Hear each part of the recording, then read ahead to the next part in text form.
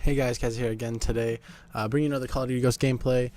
Today I'm going to be talking about my opinions or predictions on how the roster changes that went down yesterday and that are probably still going to happen today are going to affect how the teams perform at upcoming lands. So what you're going to be watching for the most part is a gameplay on Flooded. It's cranked, and then I have some little sniper clips at the end just to fill up the time, just to give me a little bit more extra time. They're from a game I played on Prison Break. It wasn't like anything, nothing special. Don't expect anything special. I'm not good at sniping, and I'm like, it's okay. So I think going into this, yesterday my video was a bit too late or too early. I should have waited. Just as I uploaded it, Scump, I don't know who announced it, but Scump moved to Envy. And then Parasite and Clayster. Obviously, I knew Clayster was on Optic, but Parasite left Chris Las Vegas after saying he wasn't going to leave Chris Las Vegas to go to Optic Gaming shortly after he apologized to Optic Hex for all the shit he used to talk about, how they're sellouts and shit like that. But I think Optic's gonna go in strong. I don't think the team's gonna work out amazing. I don't think they'll stick around too long. Just because they all play similar, they all play similar roles. I guess is a way to say it. A lot of the pros don't think they're gonna do well. They could motivate them to try and do better though. That none of the pros think that they're gonna do good. I think Envy picking up Scump. And Rambo going to coach. He's going to be a really good coach. He stepped down to play. I think he's going to play again soon. He just said he's taking a break from playing. I don't know if that's the truth or what's going on with that. But I think that's going to push them ahead a little bit into the top 5 again instead of being knocked out so soon. I don't know what their placing was at Philly. I don't think it was too good because they got knocked out really early by TK. But with Clayster joining Optic, that means that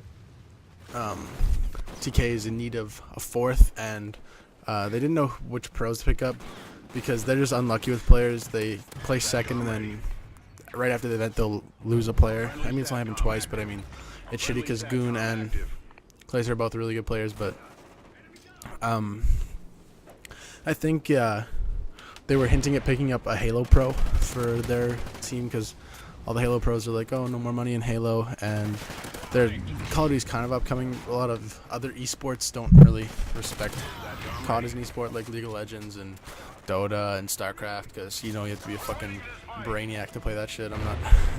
I'm ass at fucking StarCraft. It's fun, but I mean, they're hard games to play and you need to be good. But Formal is a good Fear. I don't know who he was on Fear for a little bit. I don't know who he's playing with now, but maybe TK will pick up Formal because he's crazy. I don't know. His sniper shot's just on point all the time.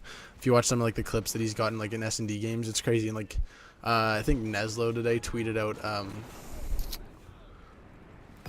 link to a YouTube video, a montage of Formal just going crazy on Halo, and he wasn't even they're not hype players. It looks like they're all usually calm and collected, but he's nuts.